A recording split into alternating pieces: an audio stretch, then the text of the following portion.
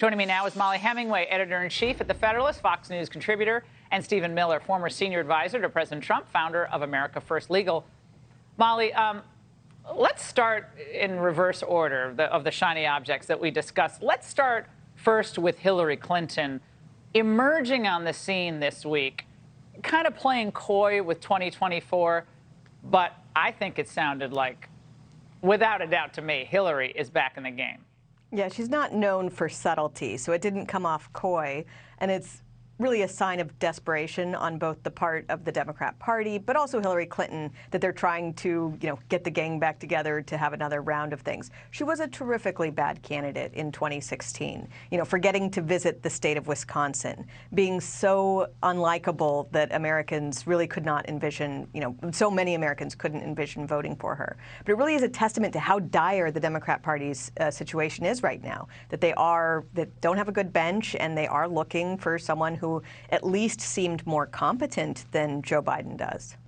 And the DNC chair, Stephen, tried to spin the Democrats' dire situation this way. Watch. We are seeing right now an energy and an activism, particularly amongst women, that we have not seen since the election of Donald Trump and the march, Women's March. We have to make sure that we push back against these Republican efforts to take away American rights. Stephen, the Cook Political Report today came out with an analysis of 8 new races. 6 of them are now pointing toward the Republicans. That's in addition to the other 30 or 35 or so. I think they think maybe 25 seats so far for the Republicans as a pickup. But I don't know what fantasy land he's living in, but this doesn't seem like it's going in their direction. Well, they're right. They are energizing women to run as fast and as far as they can from the Democratic Party and into the arms of Republican candidates. I mean, you saw history being made when Congresswoman Flores won in an 84% Democrat Latino district and won convincingly in a special election. The first Mexican-born Congresswoman in the United States of America. All the Democrats have to offer is this circus show of conspiracy theories and witch hunts on January 6th, and now this new immediately debunked James Bond fantasy, and opening, right, about, this crazy story about trying to commandeer a vehicle that was debunked within 30 minutes of it being told. And then, of course, they have this single issue of late-term abortion on demand through the 9th month. So we're saying we want to create more jobs, we want to create more opportunity, we want to create safety, we want to secure the border, we want to lower inflation. And all they're saying is we've got January 6th and abortion clinics. That's it. And Mollie, to Stephen's last point there, I want to move on to this disaster on the Hill today. This Cassidy Hutchinson wasn't the only one caught lying.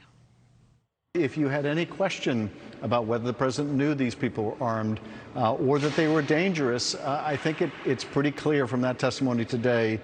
He knew what a threat they posed, and yet he was insistent on marching to the Capitol to the point of potentially getting an altercation with his own Secret Service about it.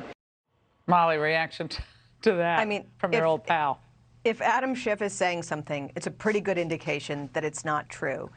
This committee has engaged in widespread manipulation of evidence. They are refusing to provide the testimony of people who dispute the narrative that they're trying to construct.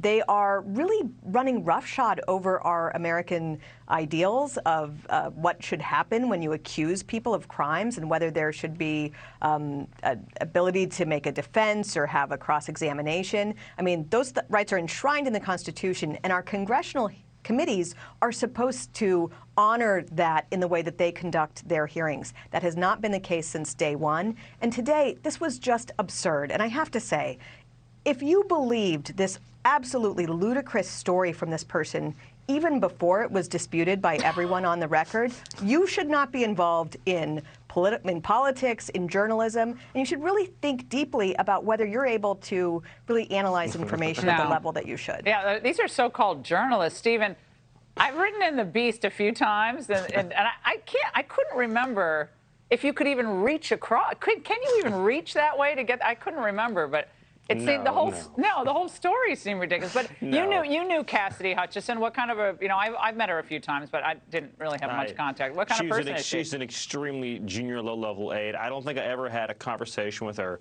that I can at least recall of any substance or depth. But to Molly's point, this is a Rorschach test for your sanity.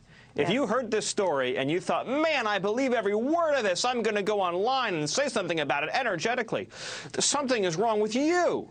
Something is wrong with you if you're that gullible, especially after 5 years of the hoaxes and the witch hunts and the fabrications. People keep falling for it again and again and again and again. At what point do people just lose their credibility? And Molly, do you notice she kept saying something to that effect? She kept couching everything she said. A lot of it was hearsay, obviously not admissible in any kind of real court. But she kept saying something to that effect, whether it was about Trump's reaction to Pence and the hanging chant or what. But I found it was like she was auditioning for a seat of The View or the real staffers of Pennsylvania Avenue or something. It just seemed like an audition tape that wasn't going well for her. God bless her. I mean, I don't know. I don't know her well, but it just seemed bad. Well, I mean, when you have people coming out and saying that they did not, in fact, tell this information that she claimed that she had been told by them, it is probably wise of her to distance herself from her own testimony. But again, this is really the fault of the committee. There is not a single Republican-appointed member of this committee. They are not engaged in any rights of minorities. They're not engaged in any back and forth on evidence. They are lying, and they've done it with really high-level witnesses, and it has massive implications because the Department of Justice appears to just be following their lead in what they're choosing to prosecute and who they're choosing to target. This is a really serious attack on the country and on our norms. And I know a lot of people on the right are checking out because it is so absurd, but what they're doing is very damaging and very dangerous. Amen. Now, I'm glad you said that. Stephen, they're trying to make her out to be like Alexander Vindman, right? Like she's the new Vindman for this latest chapter in the attacks on him. Well, if she tries to start a war in Europe, maybe she will be Alexander Vindman. But look, the bottom line here is that these Secret Service agents that we're seeing, according to news reports that are vociferously rebutting this, these are decades-long, distinguished, career, nonpartisan law enforcement officers. It doesn't get more credible than that when it comes to rebutting a fantastical fairy tale. Aside from the fact that it looks like she wanted to go down to Mar-a-Lago and work down there. And I guess she was nixed. Exactly. I mean, she was on the manifest at one point, one of the staffers told me. Molly, Stephen, great to see you both. Hey, Sean Hannity here. Hey, click here to subscribe to Fox News YouTube page and catch our hottest interviews and most compelling analysis. You will not get it anywhere else.